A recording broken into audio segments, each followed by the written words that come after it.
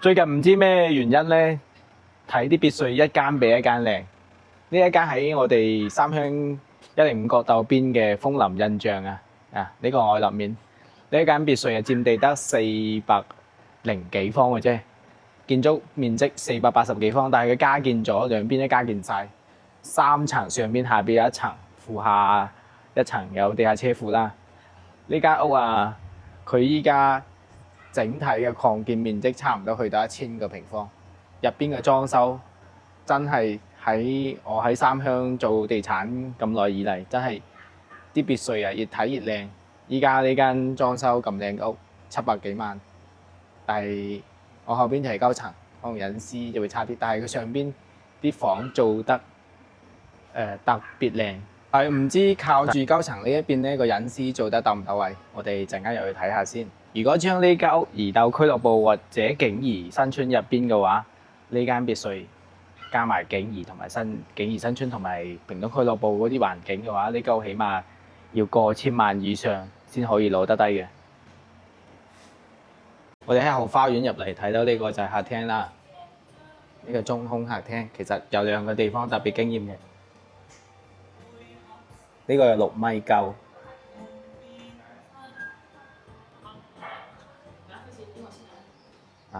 仲有電梯。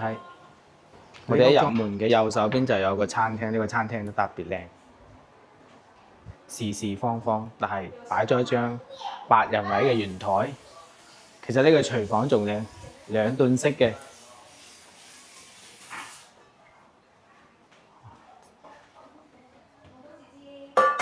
係咪啊？入邊係中餐，出邊可以做西餐。冰箱喺呢個位置，聽講空調都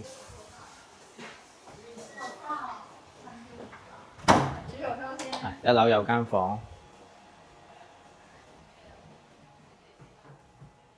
OK， 我哋2樓睇下。我話先，地下室啦，我哋先去地下室。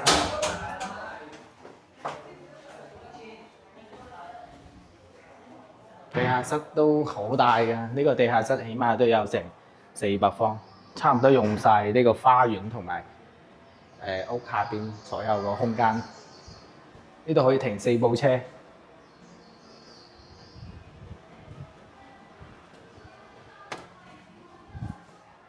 地下室都太大啦。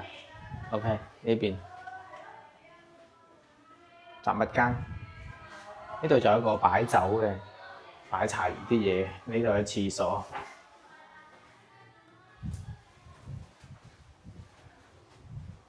就新風系統都使咗40-50萬，全屋大金空調。呢度仲有一個廁所。1樓星空頂嘅影音室、KTV 娛樂室啊！呢度1樓成一層都係打麻雀嘅地方，呢度仲有一個吧台。OK， 我哋上去2樓睇下。哥哥，走咩啊？我2樓睇下。2樓有3間房，其中有一個主人房。你睇每間房都係透房嚟，而且都做咗吊頂，仲有私人嘅衣櫃、衣帽間。主人房喺呢度。入邊有啲私人相片就唔影啦，反正就好誇張個衣櫃，我啱先睇咗下啦。呢度有一個客房，呢個客房都好大嘅。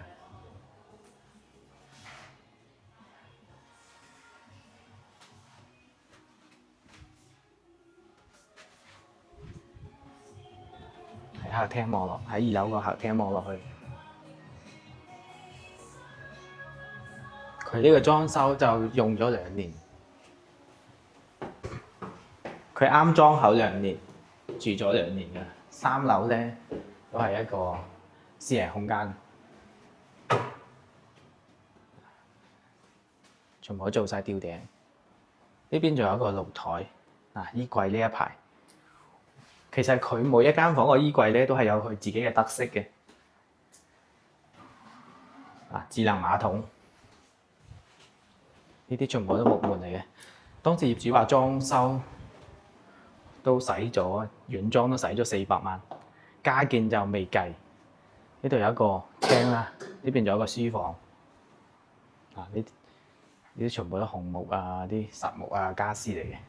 當然係具體係咩木，其實我都唔識。3樓呢度都做咗一個斜嘅頂。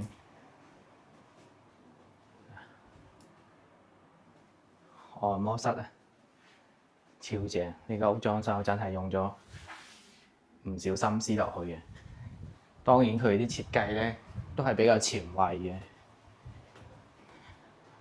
唯一咧，我覺得佢就係對住咗高層，可能就不過都唔怕嘅。呢度係廳，下邊有一個就係房，就係得一間房同埋一個廳，同埋1樓一個廳對住啲高層。其實主要個房咧佈局都喺前邊。